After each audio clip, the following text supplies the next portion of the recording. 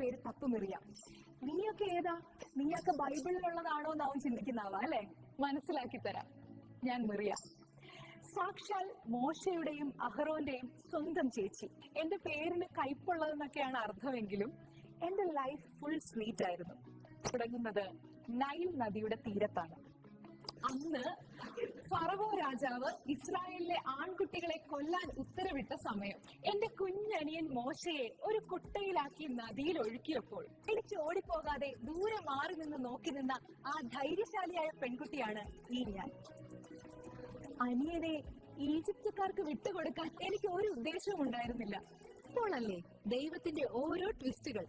ഫറവോന്റെ മകൾ കുളിക്കാൻ വരുന്നു, എന്റെ മോശക്കുട്ടിയെ നദിയിൽ നിന്ന് എടുക്കുന്നു. ഞാൻ നൈസായിട്ട് ഒന്നും അറിയാത്ത പോലെ അവിടെ പോയിരുന്നു. എന്നിട്ട് രാജകുമാരിക്ക് ഒരു ഓഫർ കൊടുത്തു. കുട്ടിയെ നോക്കാൻ ഒരു നഴ്സിനെ വേണമെന്ന്. കേട്ട ഉടനെ ഞാൻ ഓടിച്ചെന്ന് എന്റെ സ്വന്തം മമ്മിയെ തന്നെ വിളിച്ചു കൊണ്ടുവന്നു. എങ്ങനെയുണ്ട് നമ്മുടെ ബുദ്ധി? അങ്ങനെ എന്റെ മോശക്കുട്ടി പാലസിൽ വളർന്നു. മമ്മിക്ക് അവനെ നോക്കാൻ ശമ്പളവും കിട്ടി.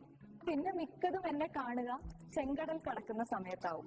വർഷങ്ങൾക്ക് ശേഷം ദൈവം മോശക്കുട്ടനിലൂടെ ചെങ്കടൽ പിളർന്ന് ഈജിപ്തിൽ നിന്നും ഞങ്ങളെ മോചിപ്പിച്ച് അക്കരയ്ക്കെത്തിയ ആ ആവേശത്തിൽ ഞാൻ തപ്പും കൊട്ടി അങ്ങ് ഡാൻസ് തുടങ്ങി. പുറപ്പാടിന്റെ പുസ്തകം 15-ാം അധ്യായം 21-ാം വാക്യം. അവനെ പാടി സ്തുതിക്കുവിന്. എന്നാൽ അവിടുന്ന് മഹത്വപൂർണമായ വിജയം നേടിയിരിക്കുന്നു. കുതിരയെയും കുതിരക്കാരനെയും അവിടുന്ന് കടലിലെറിഞ്ഞു. അതൊരു ഒന്നൊന്നര പാർട്ടിയായിരുന്നു. ദൈവത്തിന് മുന്നിൽ ഡാൻസ് കളിക്കുന്നതിൽ തെറ്റുണ്ടോ? അവളുടെ പള്ളിയിൽ വരുന്നവർക്ക് പ്രാർത്ഥിക്കാൻ സാധിക്കാത്ത രീതിയിൽ കളിക്കുന്നത് 100% തെറ്റാണ്. ഇനി ഈ ഡാൻസിന് മാത്രമേ പള്ളിയിൽ കയറാറുള്ളൂ, എങ്കിലും തെറ്റാ. സോ ഫോക്കസ് മാറി പോവരുത്. എന്തെങ്കിലും പ്രോബ്ലം വന്നാൽ ദൈവത്തിന്റെ മുമ്പിൽ പോയി കരയാൻ നമ്മൾ മറക്കാറില്ല. എന്നാൽ തിരിച്ച് നമ്മുടെ ജീവിതത്തിൽ അനുഗ്രഹം ലഭിച്ചാൽ നന്ദി പറയാറുണ്ടോ? ഒന്നും വിചാരിക്കരുത്, എന്ന് ചോദിച്ചു എന്ന് മാത്രം.